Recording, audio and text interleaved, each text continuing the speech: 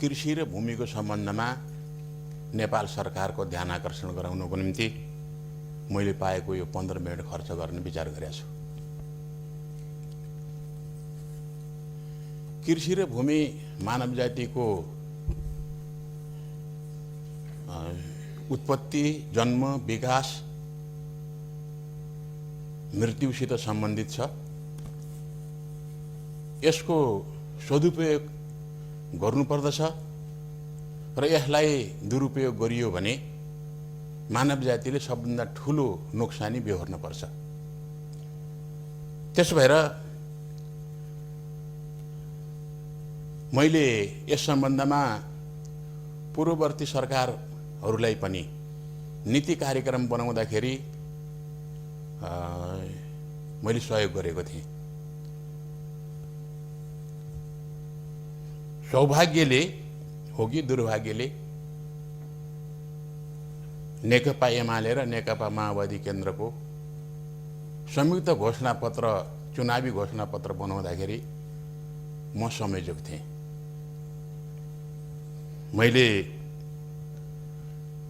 त्यसलाई 3 महिना लगाएर मेरो संयोजकतामा त्यो तयार भएको थियो।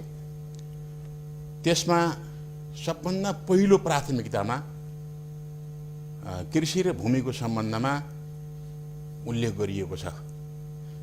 हामी कस्तो कृषि उत्पादन प्रणालीमा जान्छौँ, भूमिलाई कसरी व्यवस्थापन गर्छौँ, त्यसको निम्ति हामीले महानापी लागू गरेर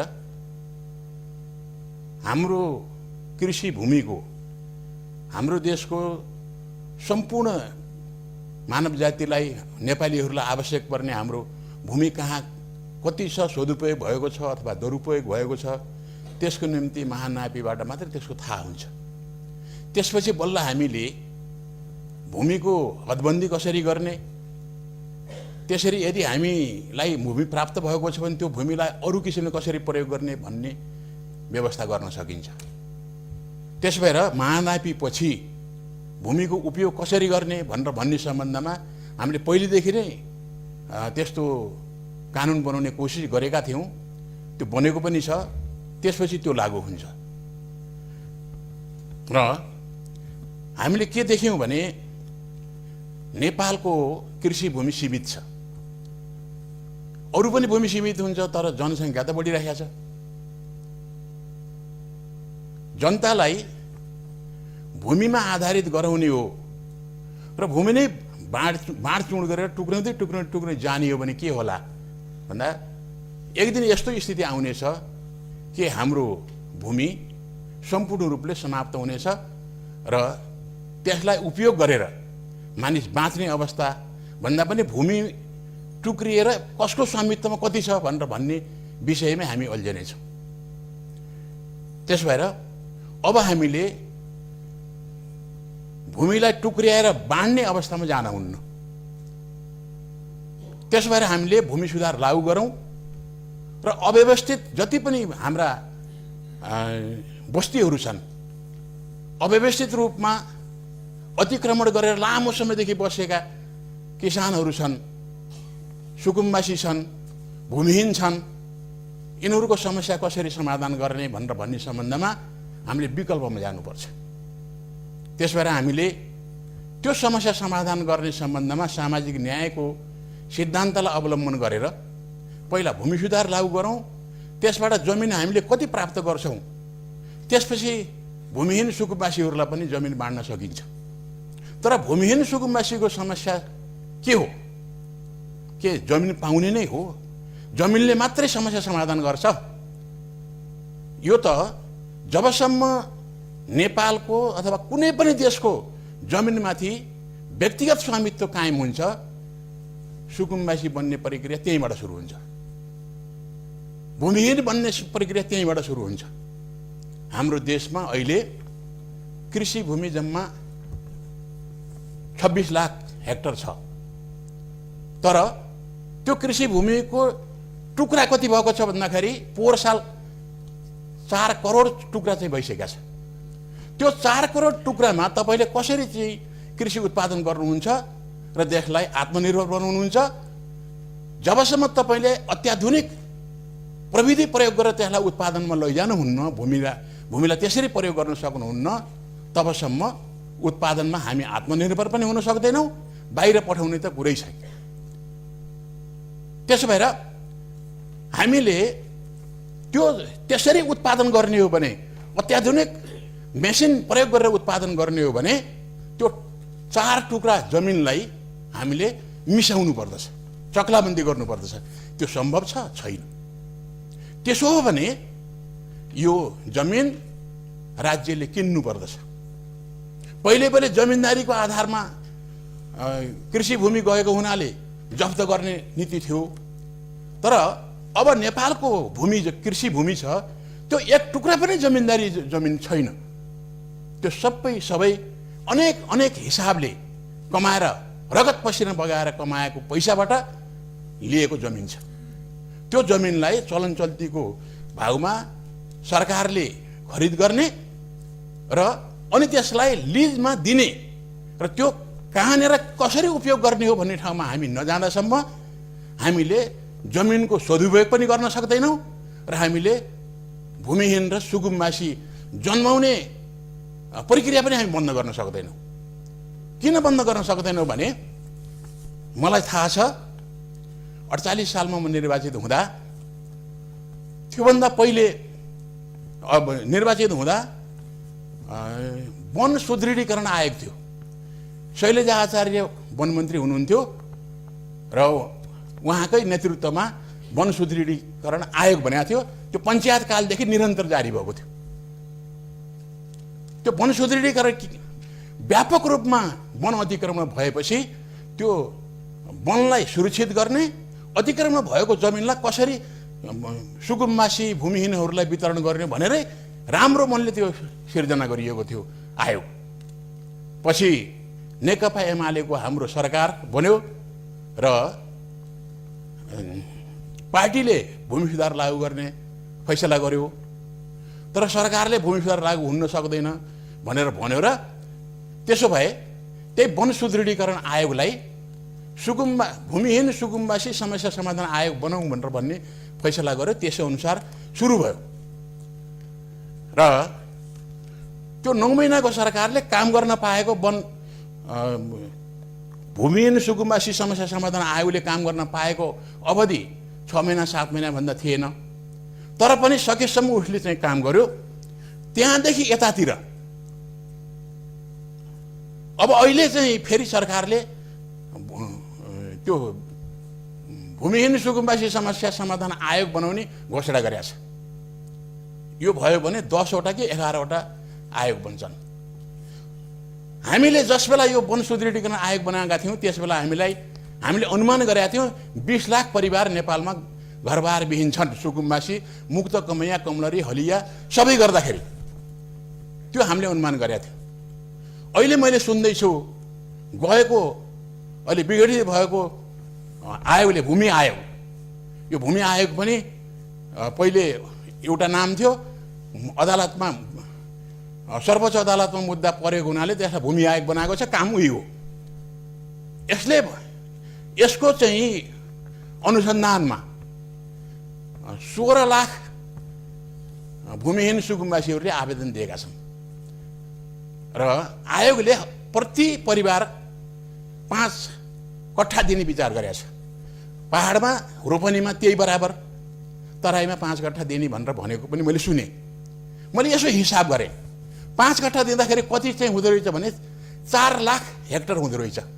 यो 4 लाख हेक्टर जमिन कहाँबाट प्राप्त हुन्छ वितरण गर्नको निम्ति? के त्यो सम्भव छ? हुन सक्छ?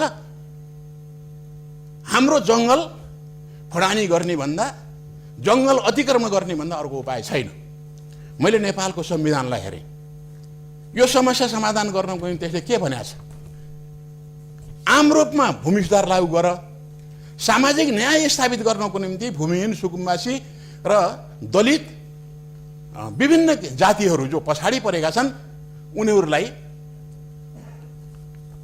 आवासको सुनिश्चितता गर र रोजगारी देऊ। रोजगारी दिन सकिन्न भने केही जमिन देऊ, जमिन छैन भने रोजगारी देऊ, रोजगारीको ग्यारेन्टी गर। प्रत्येक परिवारमा 2टा रोजगारी दिन सक्ने हो भने उसलाई छिट्टै माथिल्लो अवस्थामा उतार्न सकिन्छ। तर हामीले संविधानको त्यो भावना अनुरूप चल्न सकेनौँ। हामीले के गर्यौँ भने जसरी पनि जमिनै चाहिँ वितरण गर्न पर्ने यो कुरा चाहिँ हामीले गरेका छौँ। र त्यो जमिन हामीसँग त छँदा पनि छैन त्यति जमिन। त्यो 20 लाख घरबारविहीन भएकालाई हाम्रो पालामा त्यस बेलाको 51 सालको सरकारले बनाएको त्यो आयोगले 2 लाख कि कति भूमिहीनहरूलाई जमिन बाँड्यो। त्यसपछि नेपाली काङ्ग्रेसको सरकार बन्यो। त्यो नेपाली काङ्ग्रेस सरकारले फेरि आफ्नो चाहिँ आयोग बनायो। त्यो आयोगले पहिलेका कति जमिन खोस्यो, कतिलाई लाल पूर्जा नै दिएन र त्यसले पनि समस्या समाधान गर्न सकेन। आज 51 सालदेखि आजसम्म तपाईले हिसाब गर्नुहोस्, यत्रो वर्ष, यत्रो झन्डै चाहिँ 28 वर्षको अवधिमा हामीले समस्या समाधान गर्छौँ भनेर भनेका आयोगहरूले किन समस्या समाधान गर्न सकेन? किनकि यो बाटो अवैज्ञानिक छ, यसमा जान हुँदैन। जानी फेरि पनि हामी जाने कोसिस गर्दैछौँ र भूमि आयोग विघटन भएकोमा आन्दोलन गर्दैछौँ। अर्को भूमि आयोग बनाउनको निम्ति तयारी गर्दैछौँ। त्यो भूमि आयोगले कति काम गर्यो? 51 सालमा बनेको त्यो आयोगले कति समस्या समाधान गर्यो? किन फेरि पनि त्यति नै मानिसहरू त्यहाँ भूमिहीन भएका छन्, सुकुम्बासी भएका छन्? किन त्यो कहाँबाट जन्मिरहेका छन्? यसको कारणमा जान पर्दैन र? कारणमा जाने हो भने मैले एउटै कारण देखेको छु, जमिनमाथिको व्यक्तिगत स्वामित्व। जमिनमाथि व्यक्तिगत स्वामित्व कायम जहिलेसम्म हुन्छ त्यस बेलासम्म एक थरी मानिसहरू त्यसलाई उपयोग गरेर धनी हुने, अर्का थरी मानिसहरू सुकुम्बासी हुँदै हुँदै जाने। हाम्रो चाहिँ एउटा उदाहरण हो, 26 लाख हेक्टर जमिन आज 4 करोडमा टुक्रा चाहिँ भएको छ। यस्तो चाहिँ अवस्थामा त्यो समस्या समाधान हुने कुनै उपाय छैन। यदि सरकारले यो सबै जमिन चलन चल्तीको मूल्यमा क्षतिपूर्ति दिएर किनेर, अब क्षतिपूर्ति नबन्यो, किनेर सरकारले आफ्नो बनाओस्। अहिले पनि सरकारकै अधिकार छ, किनभने सरकारले अधिग्रहण गर्न सक्छ। अधिकार नभए त अधिग्रहण गर्न सक्दैन थियो। तर पनि सम्पत्तिको रूपमा रहेको हुनाले मौलिक अधिकारमा उसको सम्पत्तिको अधिग्रहण गर्न सबै सम्पत्ति लिन सक्दैन सरकारले। विकल्प दिनुपर्छ, तर किन्न त सक्छ नि। तर हामीले पहिले नै गल्ती गर्यौँ, हाम्रो जमिन व्यक्तिगत स्वामित्वमा गयो र अब हामीले फेरि त्यो जमिनलाई सरकारको स्वामित्वमा ल्याएर कसरी त्यसलाई उपयोग गर्ने हो भन्ने सरकारको योजना अन्तर्गत त्यसलाई प्रयोग गर्ने काममा लागौँ र जमिन 5-5 कट्ठा दिएर अर्को वर्ष तपाईँले हेर्नुभयो भने जतिजनाले प्राप्त गरेका छन् त्यसमध्ये आधाले बिक्री गरेर अर्कै काम गरिसकेका हुन्छन्। त्यो फेरि सुकुम्बासी भनिरहेका हुन्छ। त्यस भएर यस्तो गलत बाटोमा हामी अब जान हुँदैन। त्यसो भएर एउटा बृहत छलफल चलाइयोस् र हामीसँग भएको यो सम्पत्ति, त्यो सम्पत्तिलाई सदुपयोग गर्ने बाटोमा जाउँ। जस्तो हामीसँग 26 लाख हेक्टर जमिन छ, खेती कृषिको निम्ति प्रयोग भइरहेको, र त्यो जमिनलाई हामीले किन्नको निम्ति मानिलिउँ 400 खर्ब रुपियाँ लागेछ भने त्यो 400 खर्ब रुपियाँ सरकारले ब्याङ्क ग्यारेन्टीको रूपमा उपलब्ध गराउँछ। पैसा त त्यस बेला चाहिन्छ जब खर्च गर्नुपर्छ। खर्च गर्न पर्दैन भने त्यो ब्याङ्क ग्यारेन्टीको रूपमा प्राप्त गरेर अर्को ठाउँमा औद्योगिकरणमा हरेक व्यक्तिको सम्पत्ति फेरि औद्योगिकरणमा जान सक्छ। त्यसो गरेर त्यो जमिनलाई हामीले ठुल्ठुला कृषि फार्महरू चाहिँ निर्माण गरौँ। त्यो कृषि फार्ममा उत्पादन गरौँ, हाम्रो आवश्यकता पुरा हुने गरी, बाहिर पठाउने गरी योजनाबद्ध रूपले हामीले उत्पादन गरौँ र त्यो दोहोरो फाइदा हुन्छ। एउटा सरकारको स्वामित्वमा आउँछ, 4 खर्ब रुपियाँ सरकारसित हुन्छ, अर्को उनीहरूले 4 खर्ब रुपियाँ जमिन बेच्नेहरूसित चाहिँ रहेको हुन्छ, उनीहरूले औद्योगिकरण गर्छन् र यो 4 खर्ब अर्को हाम्रो देशको विकासको निम्ति सरकारले कुनै पनि बेला लागू गर्न सक्छ र विश्व ब्याङ्कसित, IMFसित छलफल गरेर उनीहरूको सुझाव र सल्लाह लिएर हामी त्यसलाई मोनिटाइज गर्न सक्छौँ। त्यो मोनिटाइज गरिसकेपछि त्यो पैसाले हाम्रो देशभित्र विकास र निर्माणको एउटा ठुलो ठुलो महाअभियान हामी सुरु गर्न सक्छौँ र त्यो महाअभियानबाट हामी गरिबीको अवस्थाबाट निस्कन सक्छौँ। 10 वर्षमा हामी समृद्ध हुने, समृद्ध समाजवाद निर्माण गर्ने ठाउँमा। माननीय महेश कुमार महरा, समय 7 मिनट, यसपछि माननीय नन्दा तपाईँ।